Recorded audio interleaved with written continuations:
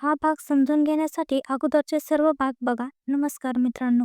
रॉय हाऊसमध्ये एक बाजूला आनंदाची बातमी आहे, तर दुसरीकडे अर्णवने घेतलेल्या धक्कादायक निर्णयामुळे सर्वजण अस्वस्थ झालेले आहे. अर्णव खरंच घर सोडून जाणार का? हे पाहण्यापूर्वी चॅनलला सबस्क्राईब करायला विसरू नका. चला तर मग सुरू करूया कथेला. आता आरत्या मनही मनात स्वतःला दोष देत होती. आकाशला आता तिची ही अवस्था पाहून हसू येत होतं. त्याने आराध्याला थोडं स्वतःजवळ ओढलं आणि आपले ओठ तिच्या ओठाच्या जवळ नेऊन विचारलं, तर मग सांग, काय बेत आहे? आराध्याने निरागस चेहरा करून त्याच्याकडे पाहिलं, पण आकाशने स्मित हास्य करत आराध्याच्या ओठाचा हलका चाव घेतला आणि मग तिला व्यवस्थित सीटवर बसून तिची सीट बेल्ट लावत विचारलं. मिळलं ना उत्तर? आराध्या एकदम लाजली आणि तिने तोंड फिरून खिडकीबाहेर बघायला सुरुवात केली. जर तिचा बस चालला असता तर ती तिथेच कुठेतरी लपून बसली असती, पण ते शक्य नव्हतं. आकाशने पुन्हा कार घराच्या दिशेने वळवली. आता आराध्या काही बोलत नव्हती. आकाशने तिची बोलती बंद केली होती. पण हो, त्याने मगाशी कानात सांगितलेल्या गोष्टीमुळे ती थोडी काळजीत मात्र पडलेली होती. जे तिच्या हाताच्या हालचालीवरून दिसत होतं. ती स्वतःचा हाताशी खेळत होती. आकाशने तिचे हात पाहिले आणि आपल्या एका हाताने तिचा हातात हात घेतला. आराध्याने त्याच्याकडे पाहिलं तेव्हा आकाश समोर बघत होता. काळजी नको करू बायको, जे तुला नको आहे ते मी कधीच करणार नाही. आराध्याने त्याच्याकडे समाधानाच्या नजरेने पाहिलं आणि त्याच्या खांद्यावर डोकं टेकून ती झोपी गेली. साधारण 45 मिनिटांनंतर आकाशने कार घराबाहेर थांबवली आणि आराध्याला कुशीत उचलून तो आत घेऊन गेला. तो जेव्हा आत गेला तेव्हा सर्वजण हॉलमध्ये बसून त्यांची वाट पाहत होते. पण आराध्याला आकाशच्या मिठीत शांत झोपलेलं पाहून कोणीही काही बोललं नाही. सगळ्यांच्या चेहऱ्यावर हसू आलं. आकाश आराध्याला घेऊन रूममध्ये गेला आणि तिला नीट झोपवून पुन्हा खाली हॉलमध्ये सर्वांकडे आला. त्याने सगळ्यांना शांतपणे सर्व काही सांगितलं आणि ते ऐकून सगळे खूप आनंदी झाले. विशेषतः आधिराजचा आनंद काही वेगळाच होता. तो इतका खुश होता की त्याचे डोळे आनंदाश्रूने भरून आले. कदाचित तो हाच आनंद होता जो भैरवीच्या जाण्यानंतर आणि गोलूच्या आयुष्यात मिळाल्यानंतर त्यांनी अनुभवला होता. गोलूच्या सुरुवातीच्या 4 वर्षाचा काळ आदिराजला अनुभवता आला नव्हता, जो तो आता या बाळाच्या रूपात पुन्हा पाहून आणि जगू इच्छित होता. आकाशने जेव्हा आदिराजला इतकं भावूक झालेलं पाहिलं तेव्हा त्याने पुढे जाऊन त्याला मिठी मारली. आदिराजनेही त्याला तितकंच घट्ट मिठी मारली. दोघांच्याही मनात एक वेगळीच उत्सुकता होती. तेवढ्यात बाहेरून रणजित घरी आला आणि त्याच्यासोबत अवनी सुद्धा होती. त्यांच्या मागे अर्णव होता. सर्वांनी त्यांच्याकडे पाहिलं तेव्हा अर्णव पुढे येऊन म्हणाला, दादा, मला काहीतरी सांगायचं आहे. सगळे त्याच्याकडे पाहू लागले. तेव्हा अर्णवने एकदा रियाकडे पाहिलं आणि म्हणाला, दादा, मी मी परत ऑस्ट्रेलियाला जातोय आणि यावेळी नेहमीसाठी. अर्णवची ही घोषणा ऐकून सगळे हादरले. तेव्हा अर्णव म्हणाला, खरं तर मी तिथे ज्या नोकरीसाठी अर्ज केला होता तो कन्फर्म झाला आहे, म्हणून मी जातोय. आकाश काही बोलणार इतक्यात अर्णव पुन्हा म्हणाला, दादा प्लीज, मला अडवू नका. आता इथे थांबायचं माझ्याकडे कोणतंही कारण उरलं नाही. फक्त जाण्यापूर्वी माझी इच्छा आहे की रणजितदादाने अवनीचा स्वीकार करावा. मग मी निर्धास्त जाऊ शकेल. तो हे सगळं वर बोलत असला तरीही त्याला आपल्या माणसापासून आणि रियापासून दूर जायचं नव्हतं. पण रियाने आता त्याच्यासाठी कोणताही मार्ग उरला नव्हता. ती त्याच्या प्रेमाला ना समजत होती ना स्वीकारत होती. म्हणूनच अर्णवने आता स्वतःला तिच्यापासून कायमचं दूर करायचा निर्णय घेतला होता. तसंही रोज एकदाची वेदनातून जाणं आता त्याच्या सहनशक्तीच्या बाहेर होतं. अवनीचा चेहरा सुद्धा पडलेला होता, कारण अर्णव तिच्यासाठी आई आणि बाबा दोन्ही होता. पण आज तो तिला रणजितसोबत इथे सोडून जात होता. रियाच्या चेहऱ्यावर मात्र अगदी शांत भाव होते, जणू तिला काही फरकच पडत नव्हता. अर्णवनेही आता आपली नजर तिच्यावरून हटवली. त्याने रणजितकडे पाहिलं आणि म्हटलं, दादा, तुम्ही सर्वांनी मला कधीच मी अनाथ असल्याची जाणीव होऊ दिली नाही. माझ्यासाठी आणि अवनीसाठी या कुटुंबाने खूप काही केलं आहे आणि आता तर तुमचं आणि अवनीचं एक वेगळं आणि प्रेमाचं नातं तयार झालं आहे. खोटं बोलणार नाही, सुरुवातीला तुमच्या दोघांतील ओढा पाहून थोडी भीती वाटली होती. पण दादा, तुम्ही सगळं खूप छान सांभाळून घेतलं. बस माझ्या जाण्याआधी अवनीच्या आणि तुमच्या नात्याला एक नाव द्या, म्हणजे मी चिंतामुक्त होऊन निघून जाईल. रणजितने त्याच्याकडे पाहिलं आणि विचारलं, अर्णव, आम्ही लग्न करू? पण तू मला हे सांग की नक्की विषय काय आहे? तुझे डोळे आणि तुझी जीभ वेगळंच बोलत आहे. अर्णवने हसून म्हटलं, नाही, बस तुम्हा सगळ्यांना सोडून जायची इच्छा नाहीये. पण जाणं गरजेचं सुद्धा आहे. बस म्हणून सर्वांनी चर्चा केल्यानंतर अखेर रणजित आणि अवनीच्या लग्नाचा निर्णय घेण्यात आला. आकाशने कोर्ट मॅरेज केल्यानंतर घरातच त्या दोघांचं लग्न लावायचं ठरवलं. अर्णवला आता लवकरात लवकर इथून निघायचं होतं. पुढच्या 2 दिवसात रणजित आणि अवनीचं कोर्ट मॅरेज आणि त्यानंतर घरात फेरे व बाकीचे सर्व विधी पूर्ण झाले. बघता बघता अवनी आता रणजितची पत्नी बनली होती. त्या दोघांचेही एक सुंदर स्वप्न पूर्ण झाले होते. पण अवनीच्या मनात आनंदासोबतच एक दुःखही होतं, कारण अर्णव तिच्यापासून दूर जात होता. लाल लग्नाच्या जोड्यामध्ये नटलेली अवनी खूप सुंदर दिसत होती, पण तिच्या डोळ्यात अश्रू तर पूर्ण आले होते. नकळत ती अर्णवला बिलगून रडू लागली. अर्णवने प्रेमाने तिच्या डोक्यावरून हात फिरवला. त्याच्याही डोळ्यात पाणी होतं. त्याची ती छोटी बाहुली आज नववधूच्या रूपात उभी होती. आज ती कोणाची तरी पत्नी होती. तिच्या भांगात रणजितच्या नावाचं सिंदूर आणि गळ्यात मंगळसूत्र होतं. अर्णवने तिचं कपाळ चुंबलं आणि म्हणाला, "एक वचन देशील मला? आजच्या नंतर तू कधीही रडणार नाहीस. मी असो वा नसो, समजलं?" अवनी पुन्हा एकदा त्याला बिलगली आणि म्हणाली, "दादा, नको ना जाऊ. मला तुझ्याशिवाय नाही राहायचं. तुला माहीत आहे ना, तुझ्याशिवाय मला काहीच सुचत नाही." अर्णवने हसून तिची समजूत काढली आणि म्हणाला, "छोटी, आता रणजित दादा तुझी प्राथमिकता आहे. तुझ्या नवीन आयुष्याची सुरुवात हसत खेळत कर. मी नेहमी तुझ्यासोबत आहे, तुझ्या प्रत्येक पावलावर. आणि तुला जेव्हा वाटेल तेव्हा तू माझ्याकडे येऊ शकतेस." असं बोलून त्याने तिचे कपाळ चुंबले. मग त्याने रणजितकडे पाहून म्हटलं, "दादा, माझं मन राखण्याबद्दल तुमचे खूप खूप आभार." रणजितने त्याला मिठी मारली आणि हळूच म्हटलं, "मी तुला इतकं तर ओळखतो की तू फक्त नोकरीसाठी जात नाहीयेस. पण मला हेही माहीत आहे की तू आयुष्यात हार मानण्यापैकी नाहीस. जेव्हा अधिक गरज वाटेल तेव्हा तुझ्या मोठ्या भावाला नक्की आठवण कर. मी, आकाश आणि समर्थ नेहमी तुझ्यासोबत आहोत." अर्णव त्याच्या बोलण्यावर फक्त स्मितहास्य करू शकला. दिवसभरच्या धावपळीने थकून सगळेजण आराम करायला गेले. आराध्या आणि श्रेयाने अवनीला रणजितच्या खोलीत नेऊन सोडलं. ती खोली पाहून अवनीच्या मनात एक अनामिक धडधड सुरू झाली. फुलांनी सजलेली ती सुंदर खोली पाहून तिचे हृदयाचे ठोके वाढले होते. पण रडू रडू तिची अवस्था आधीच खराब झाली होती. त्यामुळे ती तशीच सोफ्यावर पाय पोटीशी धरून बसली आणि तिथेच बसल्या बसल्या तिला झोप लागली. इकडे आकाशच्या रूममध्ये जेव्हा तो आला तेव्हा आराध्या पाय दुमडून बसली होती आणि आपले पाय चोळत होती. दिवसभराच्या दगदगीमुळे तिचे पाय खूप दुखत होते. आकाशने तिला असं पाहिलं आणि तो रूम बाहेर गेला. थोड्या वेळाने तो परत आला तेव्हा त्याच्या हातात एक वाटी होती ज्यात कोमट तेल होतं. तो आराध्याजवळ येऊन बसला आणि तिचे पाय सरळ करून आपल्या मांडीवर ठेवले. आराध्याने विचारलं, "हे काय करताय तुम्ही?" आकाश फक्त हसला आणि मग वाटीतील तेल तळहातावर घेऊन तिच्या पायांची आणि तळपायाची मालिश करू लागला. आराध्या त्याच्याकडे पाहतच राहिली.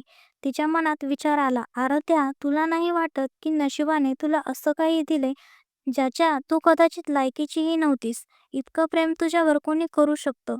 न सांगता तुझी प्रत्येक अडचण तो कशी काय समजून घेतो?" ती हे सगळं विचार करत होती की आकाश म्हणाला, "बायको, तुझ्या डोक्यातील हे फालतूचे विचार जरा ताब्यात ठेव. मी तुझ्यावर प्रेम करतो हे सत्य आहे आणि ते कधीच बदलणार नाही." आराध्या आश्चर्याने त्याच्याकडे बघू लागली. तिचं तोंड उघडच राहिलं. तिने विचारलं, "तुम्हाला कसं कळलं मी काय विचार करते?" आकाश हसून म्हणाला, "तुझं हृदयाचे थेट माझ्या हृदयाशी कनेक्ट आहे, समजलं? तर असे विचार मनात आणू नकोस." आराध्या त्याचं बोलणं ऐकून लाजून हसली आणि प्रेमाने आकाशला मसाज करताना पाहू लागली. त्याच्या हातांच्या स्पर्शाने आराध्याला खूप रिलॅक्स वाटत होतं. तिचा सगळा थकवा जणू गायब झाला होता. आकाशसुद्धा आराध्याला आराम मिळाला म्हणून खूप हळुवारपणे मसाज करत होता. आकाशने खाली झुकून हळूच आराध्याच्या पायांच्या बोटावर किस केलं. त्याच्या या अचानक केलेल्या कृतीने आराध्या शहरली. तिने पाय मागे घेण्याचा प्रयत्न केला, पण आकाशने तिचे पाय पकडले आणि तिला स्वतःकडे ओढलं. आकाशच्या मांडीवर बसून घेतलं. आराध्याचे पाय आकाशच्या कमराभोवती होते. आकाशने तिला कमरेतून घट्ट धरलं आणि एक हाताने तिच्या मानेला कुरवळू लागला. आराध्याने डोळे मिटून घेतले. तिची ती सुराईसारखी मान पाहून आकाशने आपले ओठ तिथे टेकवले. आराध्याची पकड आकाशच्या मानेवर घट्ट झाली. आकाशचे हात आराध्याच्या कमरेभोवती होते आणि त्याचे ओठ तिच्या मानेवर रेंगाळत होते. आराध्या आकाशच्या प्रत्येक स्पर्शासोबत मदवश होत चालली होती आणि त्याच्या प्रेमात जणू विघळून जात होती. आकाशने आराध्याचा चेहरा आपल्या हातात धरला आणि तिच्या ओठावर प्रेमाची खूण उमटवली. एका उत्कंठ आणि भावूक क्षणानंतर जेव्हा तो बाजूला झाला तेव्हा त्याने आराध्याचा लाजेने लाल झालेला चेहरा पाहिला. आकाश हसून तिच्या ओठावरून आपले बोट फिरवत म्हणाला, "श्वास घे. अजूनही तुला प्रेमाच्या या क्षणामध्ये श्वास कसा घ्यायचा हे जमलं नाहीये." आकाशचं हे बोलणं ऐकून आराध्याने खोटं रागून त्याच्या छातीवर 3-4 बुक्के मारले. पण आकाशला त्याचा काहीच फरक पडला नाही.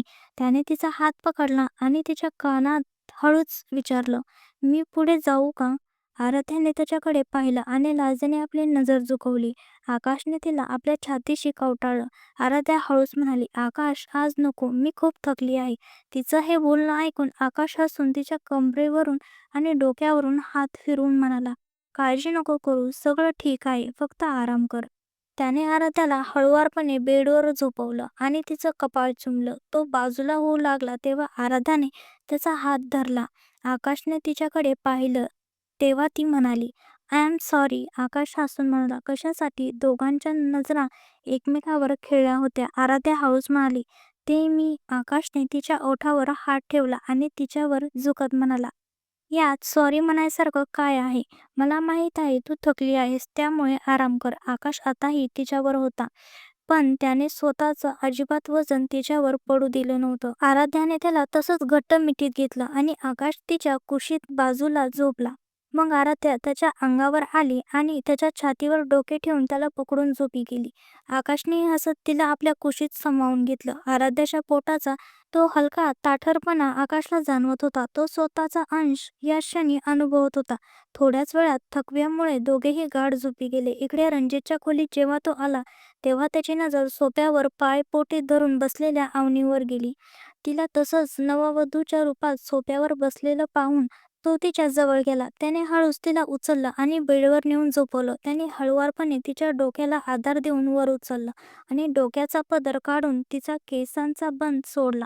अवनीचे लांब सडक केस मोकळे होऊन विखुरले गेले. मग त्याने तिच्या डोक्यावरील मांगटिका आणि माथापट्टी काढून बाजूला ठेवली. त्याने हळूच तिची नथ आणि गळ्यातील व कानातील दागिने काढून बाजूला ठेवले. त्याने तिच्या खांद्यावरचा पदर बाजूला केला, पण त्याचा दुसरा कोपरा अवनीच्या कमरेला लेहंग्याशी जोडलेला होता. रणजितने हात पुढे केला, पण तो तिथेच थांबला. त्याने तिचा कमरपट्टा काढला आणि मग तिला नीट ब्लँकेट ओढून दिली. तो स्वतः उठून फ्रेश व्हायला गेला. थोड्या वेळाने तो बाहेर आला आणि सोफ्यावर येऊन झोपला. त्याच्या मनात फक्त आर्नवची काळजी चालली होती आणि त्याच्या विचारामुळे त्याला झोप येत नव्हती.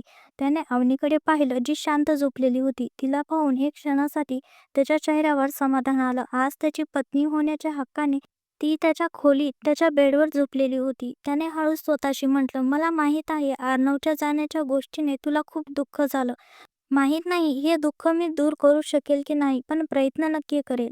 आणि माझं वचन आहे, तुला कधीही कोणतीही इजा किंवा वेदना पोहोचू देणार नाही." थोड्याच वेळात रणजितसुद्धा अवनीकडे पाहता पाहता झोपी गेला. दुसऱ्या दिवशी सकाळी अवनीला लवकर जाग आली. तिने आळस दिला तेव्हा तिला आपण बेडवर आल्याचं जाणवलं. तिने फुलांनी सजलेली ती खोली पाहिली आणि मग आपल्या बाजूला पाहिलं तर तिथे कोणीच नव्हतं. ती उठून बसली तेव्हा तिला जवळच टेबलावर तिचे दागिने आणि पदर दिसला.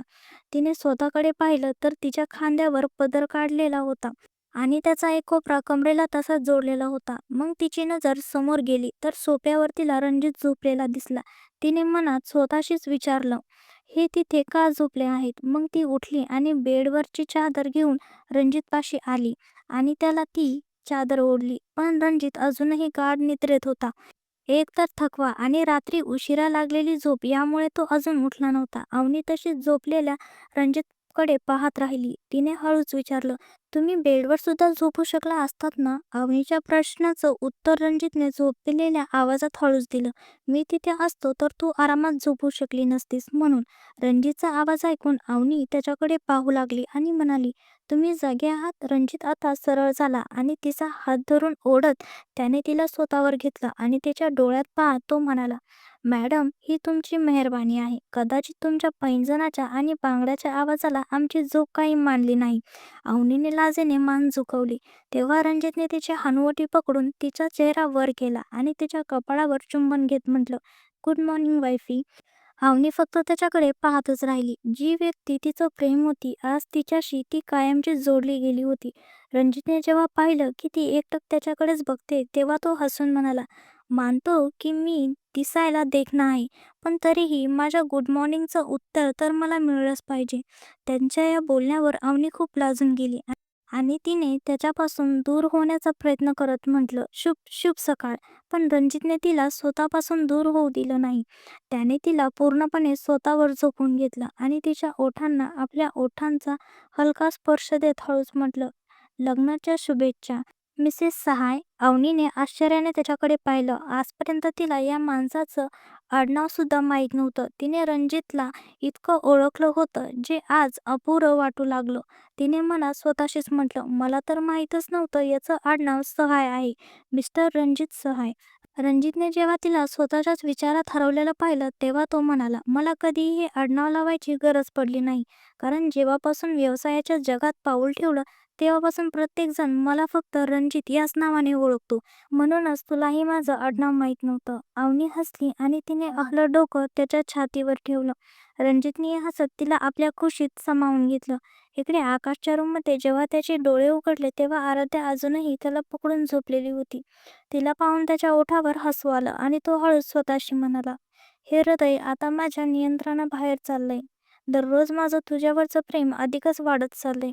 त्याने तिच्या कपाळाचं चुंबन घेतलं आणि तिला स्वतःपासून वेगळं करून नीट झोपवलं. तो स्वतः उठून फ्रेश व्हायला गेला आणि आराध्या कोस बदलून आकाशच्या उशीला बिलगून झोपी गेली. आता वळूया गोलूच्या रूमकडे. समर्थ आज खूप दिवसांनी गोलूच्या जवळ त्याच्या रूममध्ये झोपलेला होता. ते रात्री उशिरा एक शस्त्रक्रिया करून आलेले होते आणि थकलेले असल्यामुळे गोलूच्या खोलीतच जाऊन झोपले. पण जेव्हा गोलू जागा झाला, त्याने समर्थला पाहिलं तेव्हा त्याला खूप आनंद झाला. एक तर खूप दिवसांनी समर्थ त्याच्या जवळ झोपलेला होता आणि दुसरं म्हणजे खोडकरपणा करून त्रास देण्यासाठी त्याला कोणीतरी मिळालं होतं. त्याने आपले निरागस डोळे पटापटा मिचकवत समर्थकडे पाहिलं आणि मग जोरात उडी मारून तो समर्थच्या पाठीवर जाऊन बसला आणि तिथेच उड्या मारू लागला. गोलूच्या या वागण्याने समर्थ डचकून जागी झाला आणि चिडून म्हणाला, "छोट्या शैताना, तू तू माझ्या अंगावर काय करतोयस? खाली उतर." पण गोलूवर याचा काहीच परिणाम झाला नाही. समर्थ त्याला पुन्हा खाली उतरायला सांगितलं, पण तो ऐकायला तयार नव्हता. त्याला आपल्या काकांना त्रास देण्यात खूप मज्जा येत होती. शेवटी समर्थनी आपला हात मागे नेऊन गोलूला पकडलं आणि त्याला खाली उतरवलं. समर्थ त्याच्याकडे रागाने पाहू लागला, पण गोलू आपले छोटे छोटे दात दाखवत हसत होता, जे समर्थला चिडवण्यासाठी पुरेसे होते. पण समर्थने असं पाहताच गोलू तिथून पटकन पसार झाला आणि समर्थ त्याच्याकडे पाहतच राहिले. तो गेल्यावर समर्थ पुन्हा एकदा झोपी गेला. बघता बघता वेळ पंख लावून उडून गेला. अर्णव आता ऑस्ट्रेलियाला निघून गेला होता आणि रिया अजूनही तिथेच होती, पण तिलाही आता चैन पडत नव्हता. अवनी आणि रणजितच्या लग्नाला 2 महिने पूर्ण झाले होते आणि आराध्याच्या गरोदरपणाचा 5वा महिना सुरू होता. आता तिचं बेबी पंप सुद्धा दिसू लागलं होतं. या दिवसात ती थोडी जाडही झाली होती आणि तिच्या चेहऱ्यावरचं तेज आता अधिकच वाढलं होतं. वाढणारच ना, एक तर गरोदरपणाचं तेज आणि दुसरं म्हणजे आकाशच्या प्रेमाचं तेज. राहिला प्रश्न आदिराज आणि श्रेयाचा, तर आदिराज आपलं कॅफे खूप छान चालवत होता आणि श्रेया रणजित सोबत मिळून कंपनी सांभाळत होती. कारण आजकाल आकाशचा जास्तीत जास्त वेळ आराध्यासोबतच जात होता आणि तिचे सर्व हट्ट तो मोठ्या प्रेमाने पूर्ण करत होता. दुपारची वेळ होती. आकाश आपल्या रूममध्ये आला तेव्हा त्याने पाहिलं की आराध्या आरशासमोर उभी राहून स्वतःला इकडून तिकडून वळून पाहत आहे आणि त्याचसोबत वेगवेगळे गोंडस चेहरेही बनवत होती. आकाशच्या चेहऱ्यावर एक हास्य आलं. जेव्हा आराध्याची नजर आरशातून मागे उभे असलेल्या आकाशवर गेली, तेव्हा त्याने जवळ जाऊन कमरेतून हात टाकला. आराध्या म्हणाली, "आकाश, मी खूप जाड झाले आहे ना?" आकाशने तिच्या निरागस चेहऱ्याकडे पाहिलं, जो खूपच सुंदर दिसत होता. त्याने तिला कमरेतून धरलं आणि एक हाताने तिच्या चेहऱ्यावर विखुरलेल्या बटा सावरत प्रेमाने तिच्या डोळ्यात पाहून म्हटलं, "नाही ग, तू पूर्वीपेक्षाही जास्त सुंदर झाली आहेस. मन करत आहे तुला दिवसरात्र फक्त पाहतच राहावं आणि तुझ्यावर प्रेम करावं." आराध्याने त्याचं बोलणं ऐकून हसून म्हटलं, "तुम्ही इथेच तर असतात, मला एकटं सोडत नाही, पाहतच तर असतात." आकाश हसून तिच्या कपाळावर चुंबन घेतलं. मग तो खाली जमिनीवर बसला आणि आराध्याच्या पोटाचे चुंबन घेतले. पोटाला कान लावून म्हणाला, मोम्पा is waiting for you my angel. Aaradhya हसून त्याच्याकडे पाहतच होती. तिचे हात आकाशच्या डोक्यावर होते. आकाश उभा राहत म्हणाला, तुला काही हवंय का? आराध्याने नाही म्हणून मान हलवली. तेव्हा आकाश म्हणाला, तर मग तू आराम कर. जास्त वेळ उभी राहशील तर पायाला वेदना होतील. त्याने आराध्याला बेडवर बसवलं आणि तो जाऊ लागला. तेव्हा तिने त्याचा हात पकडला. आकाशने मागे वळून पाहिलं तेव्हा आराध्याने त्याला आपल्या जवळ बसावयाचा इशारा केला. तो जवळ बसला तेव्हा आराध्या म्हणाली, आकाश, तुला नाही वाटत का आपण अवनी आणि रणजितदादाला थोडी मोकळीक द्यायला हवी? आकाशला तिच्या बोलण्याचा अर्थ नीट समजला होता. जेव्हापासून त्या दोघांचं लग्न झालं होतं तेव्हापासून दोघे एकमेकांसोबत खूप कमी वेळ घालवू शकले होते. दोघेही फक्त आपापल्या कामात व्यस्त राहायचे. या दिवसात रणजितवरही कामाचा ताण खूप जास्त होता, ज्यामुळे तो अवनीला अजिबात वेळ देऊ शकला नव्हता. आणि अवनी, तिने कधीच त्याला काही तक्रार केली नाही. उलट तिने आता बोलणं खूप कमी केलं होतं. आकाशने तिच्याकडे पाहिलं आणि म्हणालं, काळजी नको करू, मी काहीतरी करतो. आराध्या हसली आणि आकाश तिथून बाहेर पडला. त्याने रणजितला फोन केला आणि थेट फार्म हाऊसवर यायला सांगितलं.